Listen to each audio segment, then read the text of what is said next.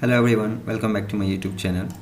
आज का एक शॉर्ट ट्रिक्स वीडियो है जिसमें आप जानेंगे कि कैसे हम अपने 3-4 टाइप्स के या कह सकते हैं और वैराइटीज़ ऑफ टाइप के कुछ भी आपके जो डॉक्यूमेंट्स हो, आपके कुछ भी ऑब्जेक्ट्स हो, उसको आप एक फ़ाइल में रख सकते हैं जिसका नाम है जिप फाइल।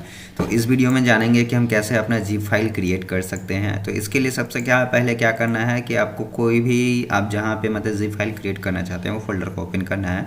करने के बाद वहाँ पे आपको एक राइट क्लिक करके ये न्यू पे आना है। न्यू पे आ जाने के बाद सबसे नीचे देखेंगे कि आपको विंड रेयर जिप आर्चिव रहेगा, तो उसे आपको ओपन कर लेना है। अब इसमें जो भी आप सेलेक्टेड ऑब्जेक्ट उसमें रखना चाहते हैं तो उसको आपको ले करके जस्ट ड्रैग एंड ड्रॉप कर देना है। तो ये जो फाइल है आपका क्रिएट होकर के जिप फाइल में ये यहाँ पे आ जाता है। देखिए फाइल को जब मैं ओपन कर रहा हूँ तो यहाँ पे ये आपको वो तीनों के तीनों फाइल जो यहाँ हमारे ऊपर में फाइल है वो फाइल ये जिप होकर के हमारे एक जगह फोल्डर पे आ गया।